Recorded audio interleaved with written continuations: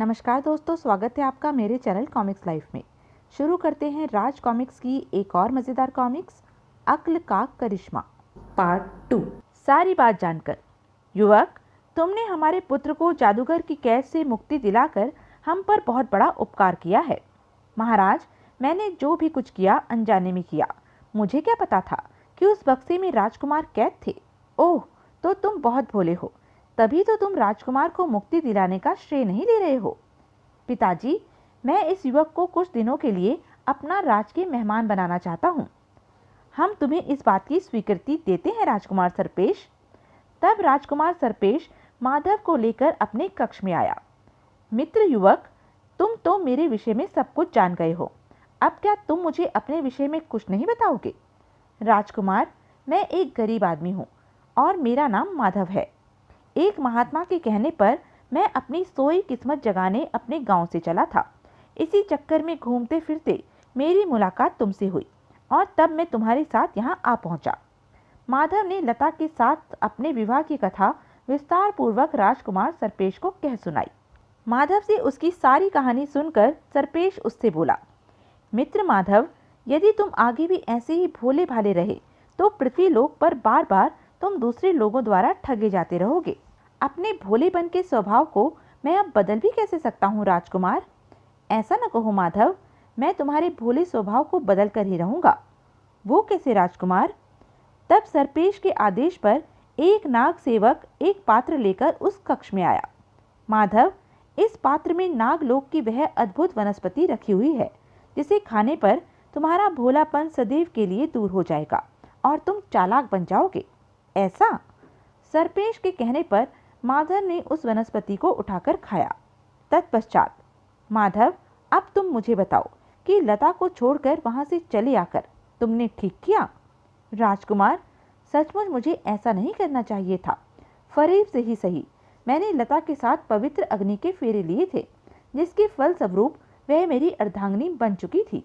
माधव, अपने प्रश्न का युक्ति भरा उत्तर सुनकर मुझे विश्वास हो गया है कि अद्भुत वनस्पति खाकर अब तुम एक बुद्धिमान युवक बन गए हो। यह सब तुम्हारी कृपा से संभव हो सका है राजकुमार। माधव कई दिनों तक राजकुमार सरपेश का अतिथि बनकर नागलोक में रहा। तत्पश्चात एक दिन, मित्र माधव, अब तुम्हें पृथ्वीलोक जाकर लता की खबर लेनी चाहिए। उसकी खोज खबर लेकर अब मैं क्या करूंगा राजकुमार?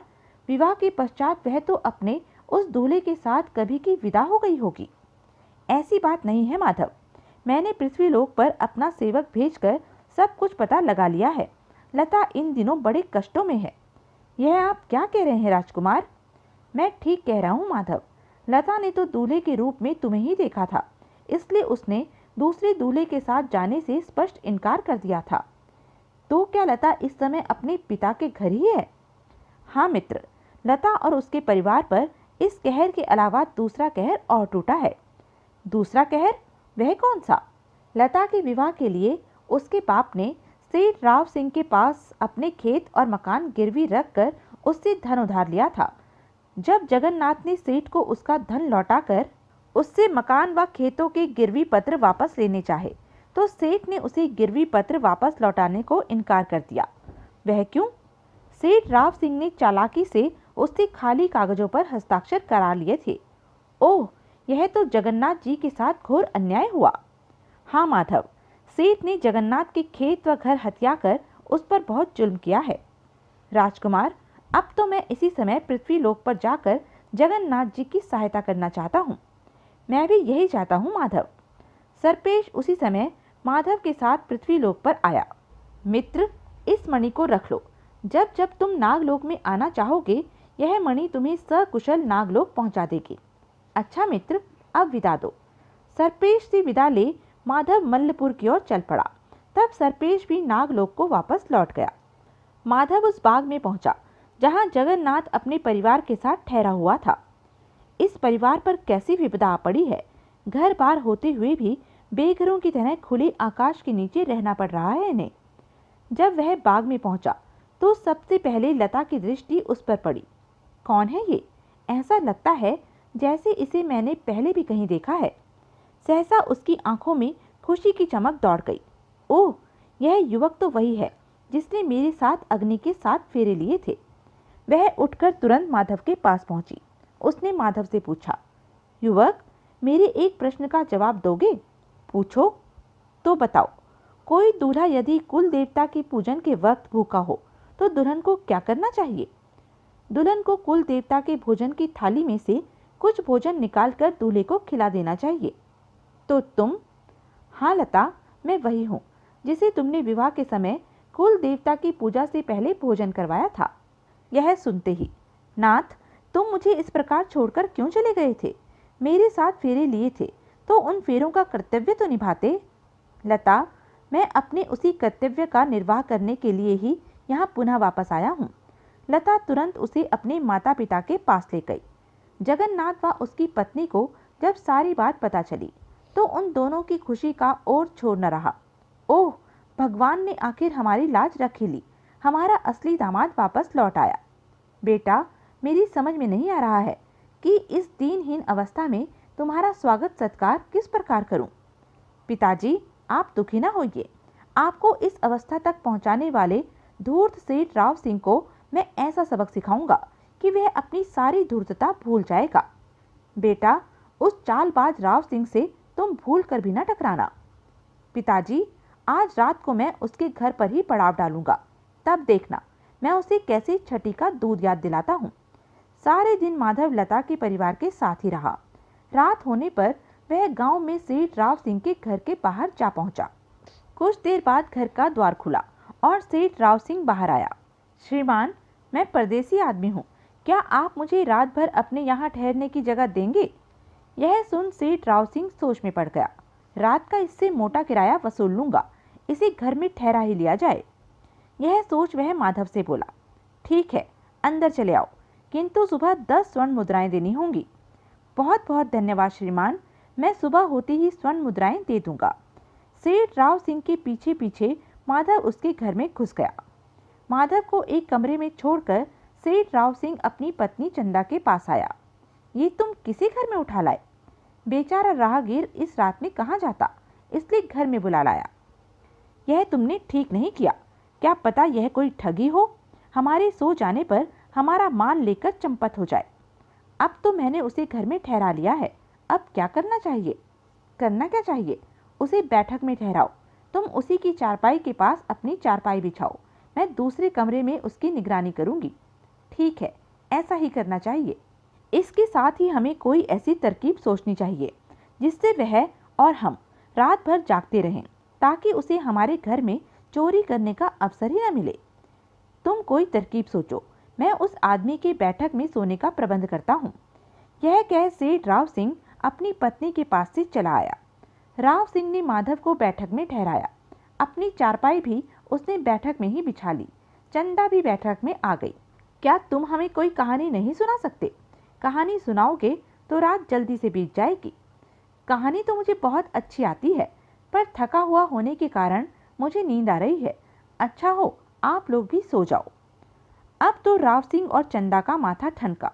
जरूर इसके मन में कोई खोट है, तभी यह हम दोनों से जल्दी सो जाने को कह रहा है। चंदा माधव से बोली, मुझे किस्से कहानी सुनने की आदत है। तुम कहानी जानते हो तो एक कहानी तो सुना ही दो। अच्छा, तुम जिद कर रही हो तो मैं तुम्हें एक कहानी सुनाता हूँ। एक राजा था, वह बहुत ही नकचड़ा व घमंडी था। उसकी रानी भी उसकी जैसी ही थी। कहानी अधूरी छोड़कर माधव चुप हो गया और किसी गहरे सोच में डूब गया। यह देख, किस सोच में पड़ गए बेटा? मुझे सहसा एक बात याद आ गई। मैं बहुत बड़ी गलती कर बैठा हूँ। अब आपसे क्या छुपाऊं सेठ साहब, मैं एक राजा के यहाँ बहुत दिनों से नौकरी कर रहा था। मैं उसकी नौकरी छोड़कर अपने गांव जा रहा था। उस राजा ने मुझे 5 थैलियां दी थी जो स्वर्ण मुद्राओं से भरी हुई थी। अच्छा, लेकिन वे थैलियां हैं कहाँ? सेठ साहब, उन थैलियों को लेकर जब मैं आपके गांव के बाहर बहने वाली नदी के पास से गुजरा तो यह सोचकर कि आज रात इस गांव में रुकना ही है, मैं उन थैलियों को नदी के तट पर बड़ के पेड़ के नीचे जमीन में गाड़ आया हूँ। सेठ साहब, अब सोच रहा हूँ कि मैंने बहुत बड़ी गलती की। आप जैसे ईमानदार आदमी के घर में मेरी स्वर्ण मुद्राओं की थैलियां ज्यादा सुरक्षित रहती। यह सुन सेठ ने सोचा, क्यों न नदी तट पर जाकर इस मूर्ख युवक की 5 थैलियां ले आऊं और उन्हें लाकर अपनी तिजोरी में रख दूं। इस युवक को पता भी ना चलेगा कि इसकी स्वर्ण मुद्राएं किसने ली।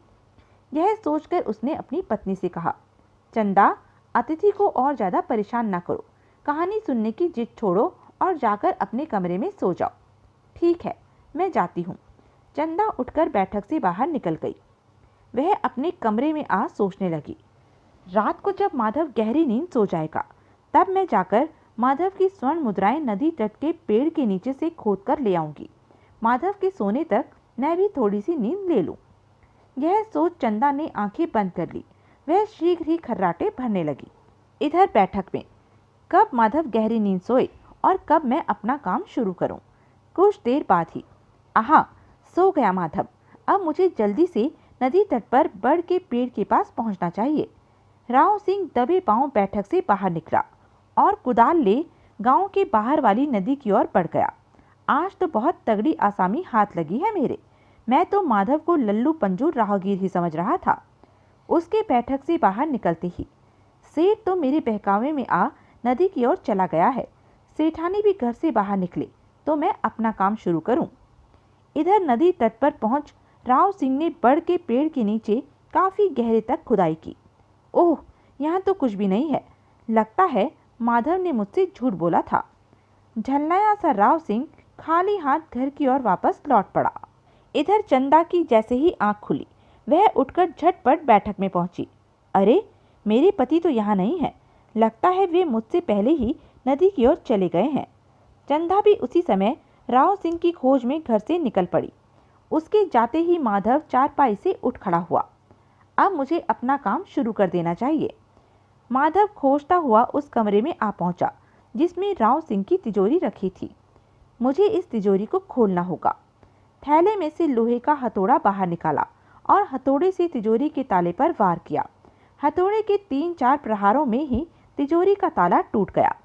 माधव ने तिजोरी खोली और माल असबाब के एक थैले में भरना शुरू कर दिया और थैला कंधे पर लाद कर घर से बाहर निकल आया। घर से बाहर आ वह तेजी से बाग की ओर चल पड़ा। बहुत देर बाद जब दोनों घर लौटे, हाय, मैं लुट गया, बर्बाद हो गया। क्या हुआ जी? उस नास पीटे ने हमें तगड़ा चूना लगाया। मेरी सारी तिजोरी को खाली कर गया वह ठग। ओह मेरे भगवान, आज चोर के घर भी चोर आ गए। चंदा सिर थामकर बैठ गई।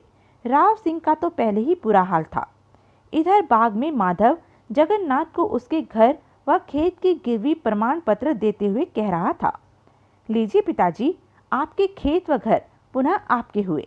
बेटा, यह सब तुम्हारी चालाकी व बुद्धिमता से संभव हो सका है। आइए पिताजी, अब अपने घर चलें। चलो बेटा। जगन्नाथ खुशी खुशी माधव के साथ अपने घर वापस लौटा। सुबह होने पर, चलिए पिताजी, चलकर सेठ राव सिंह के हालचाल देख आएं। चलो बेटा। जब वे दोनों राव सिंह के घर के बाहर पहुंचे, क्या हुआ भाइयों, यह भीड़ कैसी है? अरे जगन्नाथ भाई, तुम्हें नहीं पता, कल रात कोई सेठ राव सिंह की तिजोरी लूटकर ले गया, जिसके सदमे से सेठ और सेठानी ने प्राण त्याग दिए हैं। ओह, सेठ सेठानी दोनों मर गए। देखा पिताजी, इस चांडाल सेठ दंपति को भगवान ने कैसी सजा दी है। दोनों वापस घर लौट आए। अब माधव लता के साथ उसके पिता के घर में ही रहने लगा। वह खेती बाड़ी में जगन्नाथ का हाथ बटाता। एक दिन, पिताजी, मैं अपने गांव जाकर एक बार अपनी मातृभूमि के दर्शन करना चाहता हूँ। यह तो बड़ी खुशी की बात है बेटा। स्वामी, मैं भी आपके साथ आपके गांव जाऊंगी। ठीक है, तुम भी चली चलो। दोनों उसी दिन बैलगाड़ी में बैठे धर्मपुर की ओर चल दिए। जब उनकी बैलगाड़ी धर्मपुर पहुंची, लता, कभी ये सारे खेत हमारे थे। जालिम जमींदार हुक्म सिंह ने इन्हें हथियाकर अपने कब्जे में कर लिया। ओह, हुक्म सिंह ने तो आपके साथ बहुत अन्याय किया स्वामी। शीघ्र ही उनकी बैलगाड़ी गांव में जा पहुंची। राम राम बिरजू काका। अरे माधव, तुम? हाँ काका, मैं। कुछ जमींदार हुक्म सिंह के हालचाल तो सुनाइए काका। बेटा, जमींदार के हालचाल मत पूछ। वह इन दिनों पक्षापात से पीड़ित हो चारपाई पर पड़ा मौत की घड़ियां गिन रहा है। उसका सारा परिवार नदी में डूबकर मर गया। ओह, तब तो मुझे हवेली में चलकर उनका हाल मालूम करना चाहिए। यह कह माधव ने बैलगाड़ी हुक्म सिंह की हवेली की ओर मोड़ दी। जब वह लता के साथ हवेली में जमींदार हुक्म सिंह के सामने पहुंचा। माधव, अच्छा किया तुम आ गए। देखो, मेरे तकिए के सिरहाने मेरी तिजोरी की चाबी रखी है। उस चाबी से तिजोरी खोलकर तुम अपनी जायदाद संबंधी सारे कागजात निकाल लो। यह मेरी प्रार्थना है। अच्छा जमींदार साहब। माधव ने ऐसा ही किया। तिजोरी से कागजात निकाल वह हुकुम सिंह के पास पहुंचा। तब जमींदार ने उससे कहा, बेटा, अब तुमसे आखिरी विनती और है। मेरे मरने के बाद तुम मेरी चिता को आग दे देना।